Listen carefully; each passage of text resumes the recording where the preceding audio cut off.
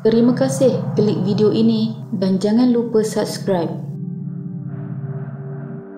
Petang itu, hujan lebat menyirami Pekan Kuala Ketil, Kedah dan kawasan sekitarnya. Tetapi bagi kaki pancing seperti Samad, Budin dan Syam, hujan bukan halangan untuk mereka melepaskan gian bersama hobi itu. Samad terutamanya, cuti hari Minggu memang dinantikan dan itulah peluang keemasan untuk bersama batang joran dan pelbagai peralatan memancingnya selepas sentiasa keluar pagi dan pulang lewat senja pada hari biasa kerana komitmen kerja. Malah berikutan desakan naluri yang mencengkam, Samad kerap menghabiskan hari Minggu dengan memancing di tali air kecil di kampungnya. Biarpun usahanya sesekali berkesudahan tanpa hasil dan pulang dengan tangan kosong, semua itu tidak pernah mematahkan semangatnya. Mahu tidak mahu, Budin dan Syam terpaksa melayan Samad melunaskan giannya. Mereka masak benar dengan keinginan rakan sejak kecil itu, biarpun kedua-duanya bukan kaki pancing sejati dan lebih kerap memancing kerana melayan rakan. Suatu petang, nafsu Samad sekali lagi bergelora selepas Budin bercerita mengenai lubuk buntar. Kononnya lubuk udang galah yang pernah ditaklukinya bersama-sama Wak Paiman suatu ketika dahulu. Biarpun hanya mengikut kerana menjaga hati orang tua itu, kejayaan Budin membawa pulang 7 udang galah sebesar bateri lampu picit membuatkan Samad tidak mampu duduk diam. Jomlah, kau tengok ke arah sana. Langit nampak cerah je. Alah, jangan risau. Makan dah duit minyak, aku tanggung. Kata-kata manis Samad yang akhirnya tidak mampu lagi ditolak dua rakan karibnya. Tepat waktu dijanjikan, kereta dipandu Syam meredah hujan lebat menuju ke lubuk buntar. Setiba di Pekan Serdang, tiada setitik pun hujan. Tanda-tanda hujan juga tidak kelihatan. Samad orang paling gembira kerana telahannya terbukti benar. Hampir 1 kilometer sebelum sampai ke Pekan Lubuk Buntar, Budin menyuruh Syam membelokkan kereta masuk ke kawasan ladang kelapa sawit dan selepas 2 kilometer mereka tiba ke destinasi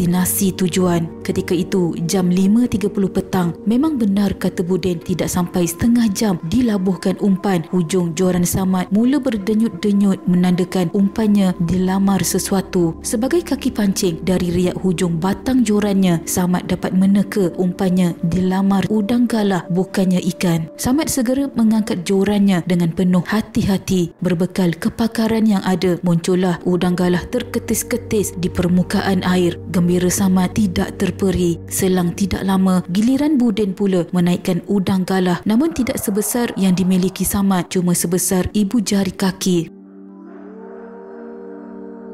3 jam berlalu, Samad dan Budin silih berganti menaikkan udang galah pelbagai saiz. Cuma Syam belum menaikkan udang galah, hanya 2 ekor ikan teroboy sebesar 3 jari. Dalam keasyikan menaikkan udang galah, antara sedar dan tidak malam menyelimuti mereka bertiga. Samad dan Budin seakan-akan tidak kisah dengan kehadiran malam. Mereka tetap setia menghadap batang joran. Sebaliknya, Syam mula jemu. Umpannya langsung tidak menarik minat udang galah. Mungkin dia kurang pengalaman. Dia kemudian masuk ke kereta dan baring di atas cushion sambil mendengar radio. Akhirnya dia terlelap apabila terjaga jam di papan pemuka keretanya menunjukkan jam 12.30 pagi. Cepat-cepat Syam keluar dari kereta. Dalam kesamaran malam ternampak bayang-bayang Samad dan Budin yang masih terpacak di tepi tebing sungai, seakan-akan tidak mengambil tahu langsung mengenai perjalanan masa. Oi, dah letu. Dah pukul 12.30 pagi ni. Laung Syam. Alah, awal lagi lah. Kedengaran Samad membalas. Korang tak nampak ke langit hitam semacam je? Kalau hujan susah nanti. Kata Syam.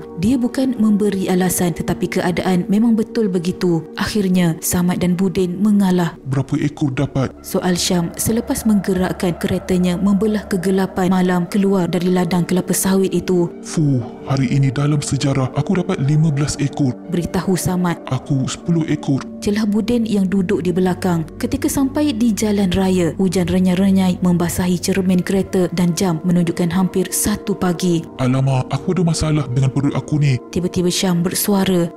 Faham. Kalau jumpa kedai makan nanti berhenti je. Kata Samad. Ha, depan tu ada nampak macam kedai makan. Pintas Budin pula. Syam memberhentikan keretanya dan ketika mereka keluar, hujan tetap renyai-renyai. Mereka menarik kerusi dan merebahkan punggung. Keadaan kedai makan itu sunyi sepi, tiada pelanggan lain kecuali mereka saja. Lampu dalam kedai makan itu juga kelihatan malap dan suram. Semua peralatannya juga nampak usang. Nak minum apa? Tanya seorang gadis menghampiri meja mereka dan yang peliknya perut Syam tidak lagi beronar. Buatkan kami teh tarik gelas besar. Pesan Samad. Nak makan? Tanya gadis itu lagi. Langsung tiada senyuman dilemparkannya. Mestilah perut tengah berkeroncong ni. Makanan apa yang ada? Tanya Samad dengan galak tetapi bersopan kerana dialah tokey pada malam itu. Semua ada. Mi goreng, mi kuah, nasi goreng dan macam-macam lagi. Balas gadis itu. Sekali lagi tanpa senyuman kecuali renungan yang tajam dan jauh. Saya mi goreng. Kata Samad. Nasi goreng. Pinta Budin dan Syam menyambung. 2. Mereka merenung ke arah gadis yang kelihatan pucat itu. Barangkali letih selepas seharian melayan pelanggan, fikir mereka. Gadis itu berlalu meninggalkan meja mereka. Ketika gadis itu melangkah, bau harum dapat dihidu hidung mereka. Sungguh harum dan bau itu semakin kuat. Gadis itu hilang di sebalik dinding yang menjadi pemisah dengan tempat menyediakan makanan. Hanya tinggal mereka bertiga di luar. Suasana sunyi dan hening semakin terasa dalam hujan renyai-renyai yang masih turun. Tiada satu pun kenderaan di jalan raya. Belum sampai 5 minit gadis itu muncul semula dengan membawa dulang berisi makanan dan minuman yang mereka pesan. Ketiga-tiganya mengerutkan dahi memikirkan semuanya tersedia dengan begitu cepat. Melihat tiada pelanggan lain dek kerana perut yang berkeroncong, persoalan itu lenyap begitu saja. Mereka terus menjamah makanan. Sambil makan, Budin sempat menjeling ke arah gadis itu yang duduk berhampiran meja yang menempatkan laci wang. Dilihatnya gadis itu merenung tajam ke arah mereka dengan pandangan yang menakutkan. Terasa lain macam juga dia dibuatnya.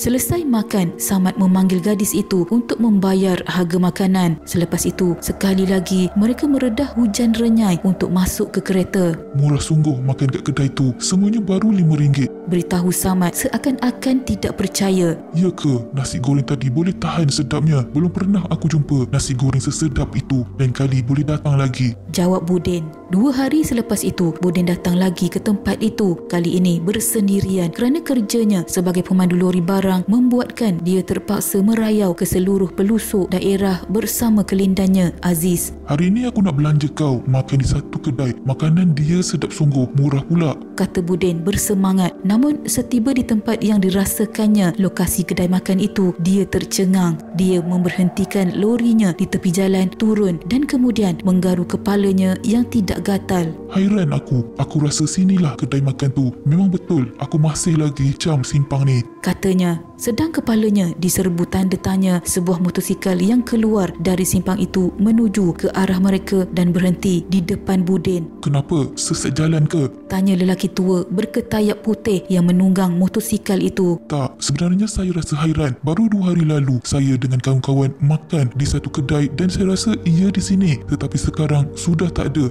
beritahu Budin. Astaghfirullahalazim. Kalau pakcik beritahu sesuatu, jangan terperanjat, jawab lelaki tua itu. Sebenarnya dah ramai orang kena, lebih-lebih lagi orang yang lalu lewat malam. Sebenarnya dulu memang ada kedai makan di sini, tetapi kedai makan itu terbakar dan pemiliknya, anak gadis dan isterinya mati terbakar kerana tidak sempat menyelamatkan diri. Dah 20 tahun peristiwa ngeri itu berlaku, kata lelaki itu. Habis tu, apa yang kami makan malam tu? Soal Budin terpinga-pinga. Susah pakcik nak cakap, awak faham-faham sajalah, kata lelaki itu pula. Serta-merta bulu roma Budin tegak. Tegaknya juga tiba-tiba lawyer. Begitu juga yang dialami Samad dan Syam sebaik saja diberitahu mengenai peristiwa itu. Rupa-rupanya mereka makan di kedai makan yang sudah lama menjadi sejarah. Baru mereka sedar segala-galanya sungguh hening dan sunyi di kedai makan itu, ditambah pula dengan keharuman yang menusuk hidung mereka dan gadis itu. Dari cerita yang pernah didengar, biasanya juadah yang dihidangkan hanya cacing dan benda kotor lain. Serta-merta mereka termuntah dan tentu sekali kita dapat membayangkan bagaimana bila kejadian seumpama ini berlaku. Sekian.